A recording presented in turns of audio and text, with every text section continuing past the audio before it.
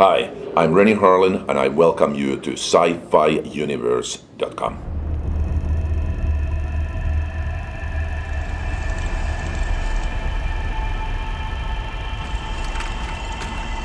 Well, it really was an experiment for me. I've done movies in various genres, and when I started developing Dyatlov Pass, it was still a fairly new genre.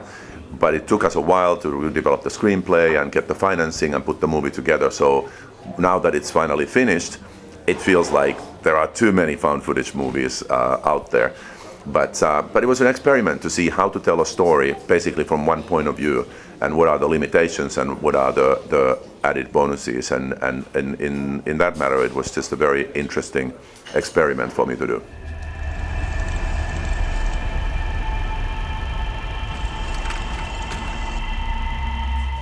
No, we worked together very much and developed ideas and characters and the storyline and how to, especially how to create a story that where the suspense is growing, and how long can you keep the audience in suspense without really any big things happening, and so it was very much a collaboration.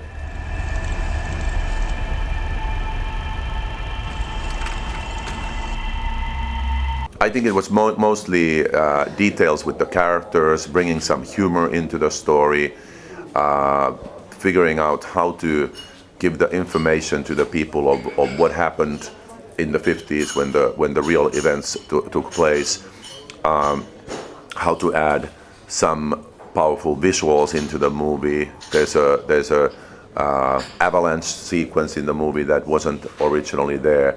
Just trying to add some visuals and locations and situations that would make the movie feel a little bigger.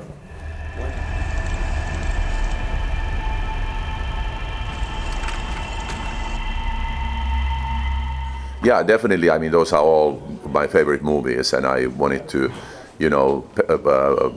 pay homage to them and make references. And it's just I think these kind of whatever you call them, time travel or this type of movies, I think they are really fascinating. And these things, governments have seriously experimented with these things, and they probably still do.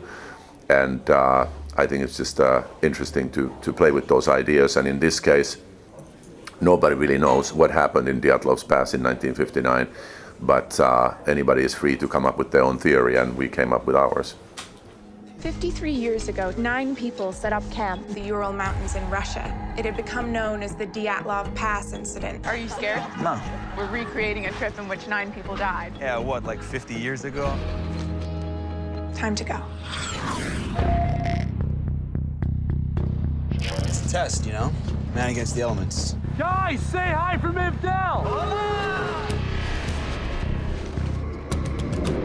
Come look at this! What is it? The GPS is all screwed up. We should just leave. By the time we get packed up and get moving, we're gonna be hiking in the dark.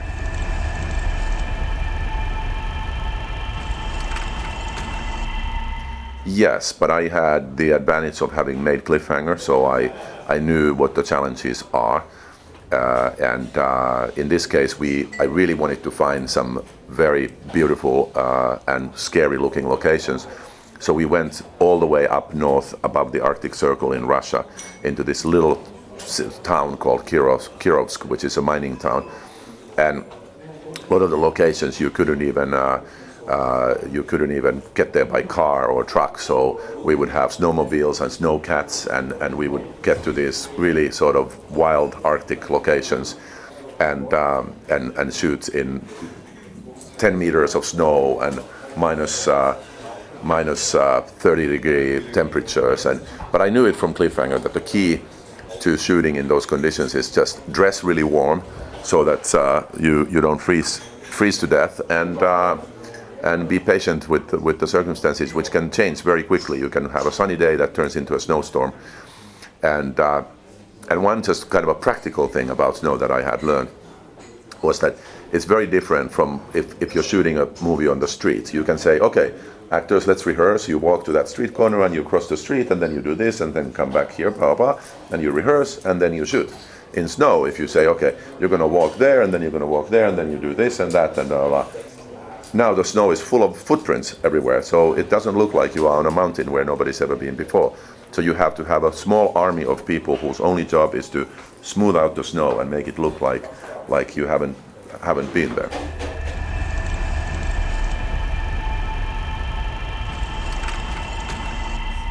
Yes, the avalanche was complex for various reasons. One is that you can't really light a mountain at night because the mountains are so huge. There's not enough light in the world, even if you had all the money. And especially when we were in locations where you couldn't even drive trucks there, so you couldn't even bring the generators and the equipment and the lights and everything and light the whole thing at night to look like moonlight or something like that.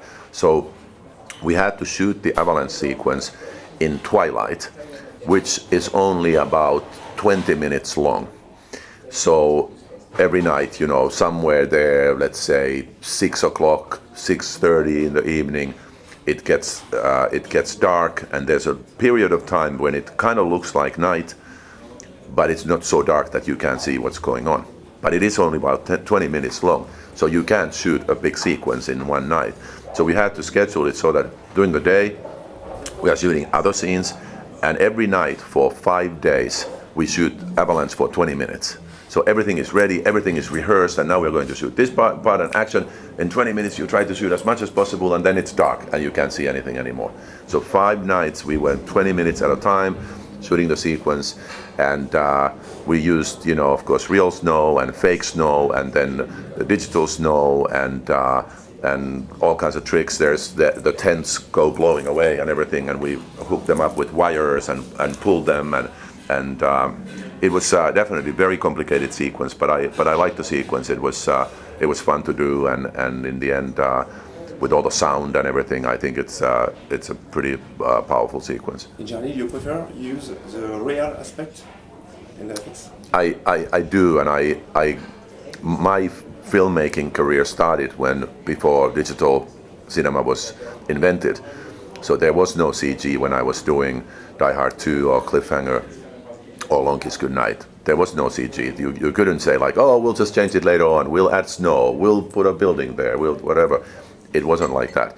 So I learned how to solve problems and how to create illusions in a realistic way, and I like it. And I think that sometimes in today's movies it goes too far, where you really, when you analyze what you are watching, you're actually watching an animated movie. Pretty much everything you are seeing is fake, even actors sometimes. So I prefer, for practical reasons today, as I just shot my movie Hercules 3D, I just finished shooting that. It's all real, but then certain things are enhanced. Let's say that we have a battle scene, and in the actual battle we had maybe 200 people fighting with all the helmets and the Greek uniforms from 1200 BC and all the swords and weapons and horses and everything. But in the movie it's going to look like 2,000 instead of 200, and so we multiply the people, and of course it's a great help. But we are not creating fake people and fake scenarios and fake buildings and things like that, but we are enhancing what we shot.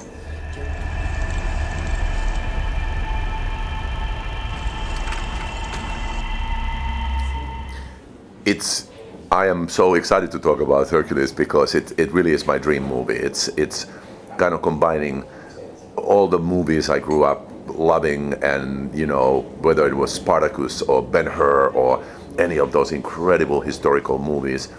And I developed the script, and I'm one of the writers. And like I said, I put my childhood fantasies into this movie, and the kind of things that I've always wanted to see in the movie. And it's a huge action adventure. It's an epic scale story, and it takes Hercules very seriously. It's not a guy who can lift rocks and buildings and be Hercules. It's much more, I would say, in tone, closer to a movie like Gladiator. It's a young man's journey, young man who has to come to terms with the fact that he is actually a demigod. His father is Zeus, and he has to take certain responsibilities in life, and fulfill his destiny. And the movie is, if there's in one end is there's Gladiator, and in the other end there is something like Clash of the Titans. This is somewhere in between. It's more realistic, kind of like Gladiator, but it has some of the mythological elements of these kind of movies like Clash of the Titans, which are based on Greek mythology. And in the heart of the movie is a love story. It's all about everything that Hercules in the story does is because of his trying to get back to this girl that he loves, and they've been separated. And I had the most fantastic time shooting this movie.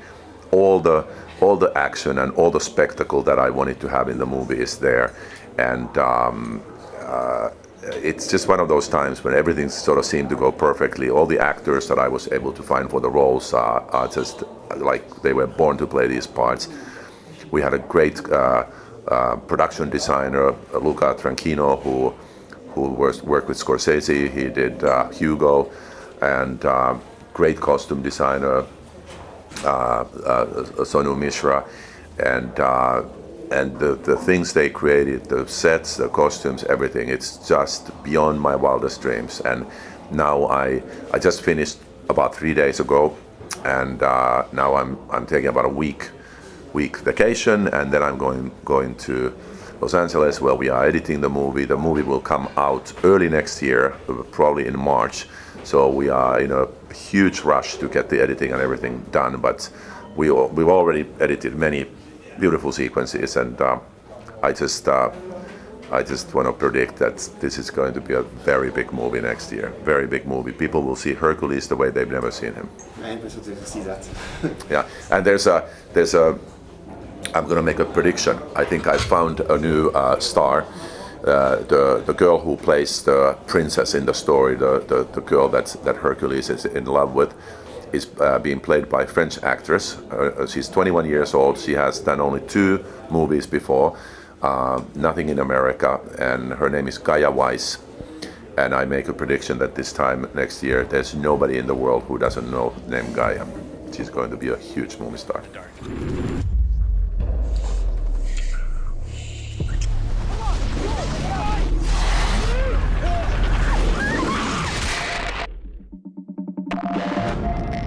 You gotta reset it now. Ah! Ah! They tried to bury us so it looked like an accident. Help!